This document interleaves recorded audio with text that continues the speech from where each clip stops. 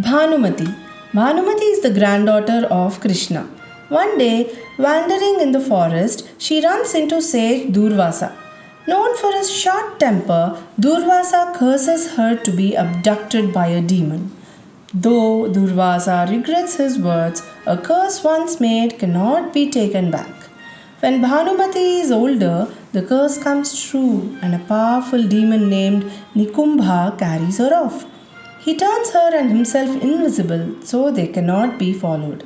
Now Krishna, Arjuna and Pradyumna must find and defeat Nikumbha and rescue Bhanumati. Now let's get into the details of the story. Bhanumati. Pradyumna, the son of Krishna and Rukmini, rode proudly into Dwarka with his bride Prabhavati, the daughter of the Asura, Vajranabha, whom he had conquered and slain. Tears of joy filled Rukmini's eyes as she looked on her son leading Prabhavati in. Thank God you're safe, my son. To come back alive from a combat with the invincible Vajranabha is possible only with divine grace. Welcome, my child. May you ever be happy here among us. Pradyumna, we are leaving for Raivataka tomorrow for the grand sacrifice to be held in the honor of your victory. Early next morning, Krishna set out for Raivataka, accompanied by his offspring, kinsmen, and retinue. While the elders are busy at the sacrificial grounds, we will wander into the woods. That would be fun, Bhanumati. No one will miss us. When they reached Raivataka, as the elders got out of the chariots and walked towards the sacrificial enclosure, come, this is our chance. No one's looking. As she ran blindly into the woods, Bhanumati bumped into a sage. You ill-mannered child! It was the irritable Durvasa, known for his bad temper. May you fall into the hands of your traditional foes. Sage Narada was shocked. Oh Durvasa, how can a wise soul like you curse an innocent child and so harshly? Like all bad-tempered people, Durvasa felt sorry for his rash words. But a curse once uttered by me cannot be revoked. It must come to pass. However, she will remain unsullied. She will also marry a worthy man and be a happy housewife. As the frightened girls made their way back to the sacrificial enclosure, let's not breathe a word of this to anybody. It will cause them unnecessary worry and earn us a scolding. Besides, what the sage said cannot be. Our city, guarded by my father, uncles, and grandfather, is impregnable. Soon after the sacrifice was completed, Krishna and his large family returned to Dwaraka, unaware of the little drama in the forest of Raivataka. The years went by. Bhanumati grew up to be a beautiful maiden delighting the eyes of all and her father Bhanu in particular. I must soon hold a Swayamvara for her. The tests for the suitors shall be such that only the most worthy will be able to win her. I will hold it when we return from the cruise. Meanwhile, at Shatpura, Vajranabha's brother Nikumbha sat brooding. Since that fateful day when I fled from the battle of Vajra and came here, I have only one thought. I must destroy the vain Yadavas. All these years of waiting have not shown me the way to avenge my brother's death. Lord, Lord, I have good news for you. Dwaraka is virtually unguarded. It was one of Nikumbha's spies. Krishna and the Yadava men with their wives have gone away on a long pleasure cruise. Surely they could not have left the city unguarded. Well, the aged Ugrasena and Vasudeva had stayed behind. And of course, the young maidens of the family are there, with the old maids to watch over them. Without wasting a moment, Nikumbha left for Dwaraka. At Dwaraka, Bhanumati and her companions were out in the gardens of the secluded inner apartments of Krishna's palace. I heard them talk about the boat they were to sail in. It is made of gold and has innumerable rooms, and each room is adorned with sapphires and pearls. Ah, Bhanumati, If only we were married, we too could have gone on the cruise. I too heard my mother and father talk about something. It concerned you. What were they saying? Your father has decided to hold a Swayamvara for you as soon as he returns. And, oh, has he? He will first have to rescue her from my palace at Shatpura. No, no, Nikumbha! What better way to avenge my brother's death and dishonor? When they come to rescue her, I will defeat them. Help! The Asura, Nikumbha! I would better make both of us invisible. Help! Help! Nikumbha is carrying away Bhanumati. Hearing the commotion, Ugrasena and Vasudeva rushed out. How dare the wire fellow set foot in Dwaraka? Where is he? He has vanished before our very eyes. The evil sorcerer must have made himself and the child invisible. Let's inform Krishna immediately. Later, what? King Ugrasena? My father? Here? Krishna, the evil Asura Nikumbha has abducted Bhanumati. He made himself and the girl invisible. We were helpless. Krishna turned to Arjuna. Come on, Arjuna, he must have headed for his city. We will pursue him on Garuda. Pradyumna, you follow us in your chariot. Krishna thought of Garuda and the gigantic bird appeared before him. Garuda, take us to Shatpura. Meanwhile, we are far enough from Dwaraka. I can safely make ourselves visible now. The Pandava prince, Krishna's cousin who had come to Dwaraka to visit him. He is none other than Arjuna. When Bhanumati regained consciousness, coward, do you think you'll escape the wrath of my uncles and my grandfather? Take me back, and I'll ask them to spare your life.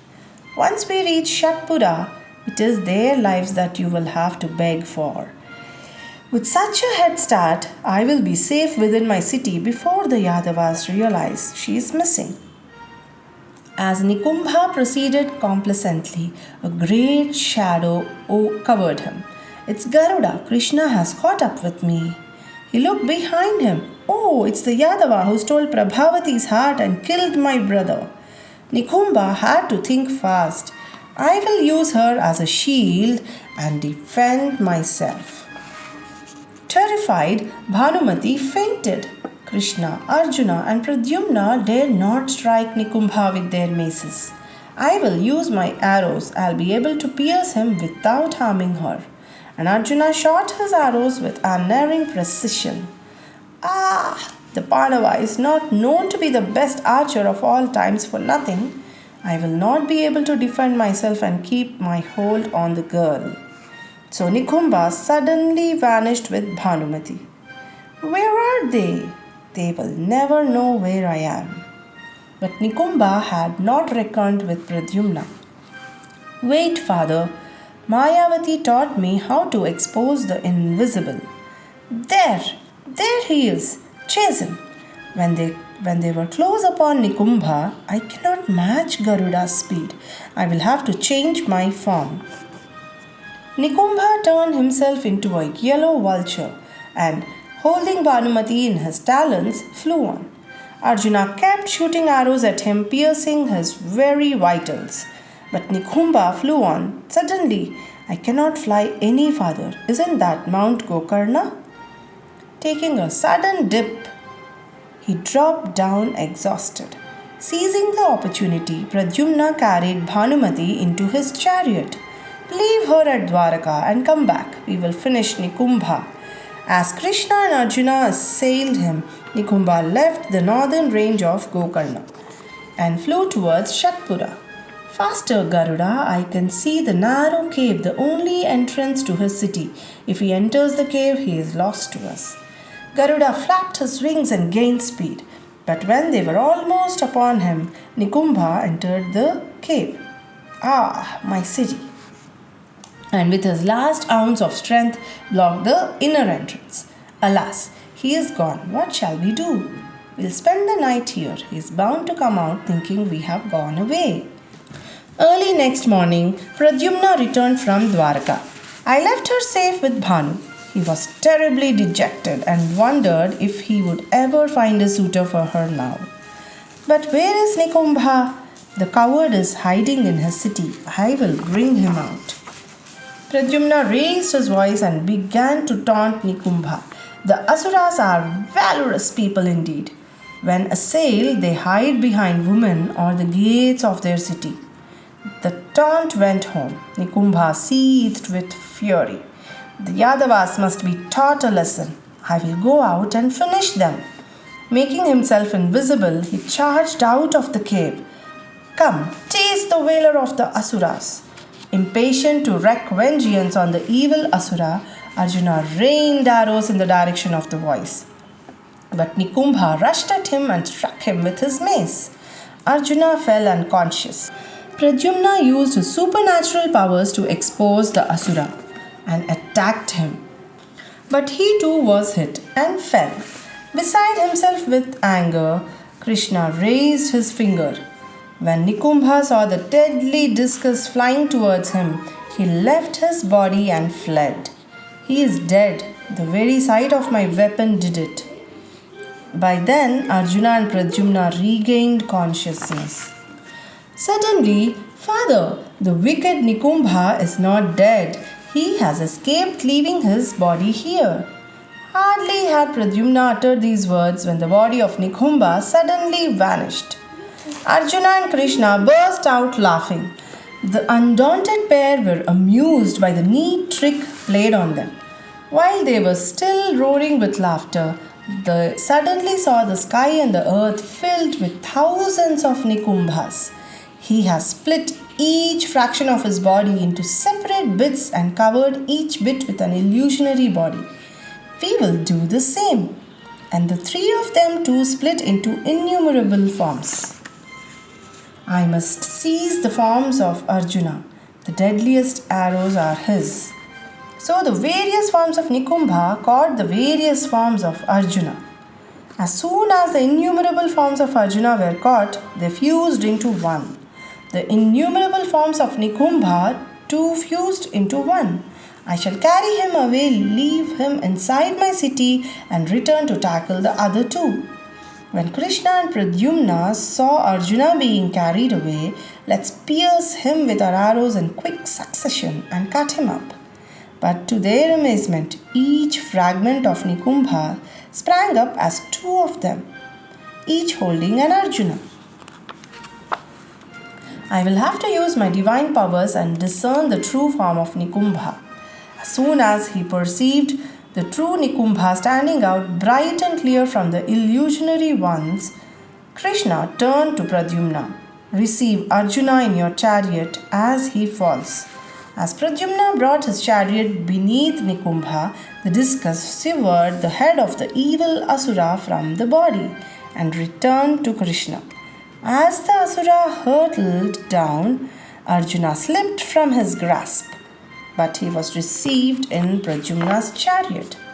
As the three heroes entered Dwaraka in triumph, a wailing Bhanu met them. The Asura is slain, but think of the shame. He abducted my daughter and tarnished her reputation. Who will marry her now? Just then Narada appeared. Take heart, Bhanu, there is something I have to tell you. And Narada told him about Durvasa's curse and his blessings. So do not lament. What had to happen, happened. Give your daughter to Sahadeva, for the Pandava is virtuous, heroic and handsome. Pradyumna, send an emissary to bring Sahadeva here. As soon as Sahadeva reached Dwaraka, Bhanumati was married to him. After the wedding, as the couple left for Sahadeva's city, the sage's curse did come true after all, but so have his blessings. Who would be a better husband than this powerful Pandava? I have a short quiz with 3 questions in it. The first question is, who is the guru of Asuras? I repeat, who is the guru of Asuras? Second question, the gods and Asuras churned the ocean for what? Second question, I repeat it again. The gods and Asuras churned the ocean for what? Third question. What is the name of Indra's weapon? I repeat, what is the name of Indra's weapon? Do answer the questions in the comments. Stay tuned for more Amar Chitra Katha stories. Please like, share and subscribe for more videos. Thanks for watching.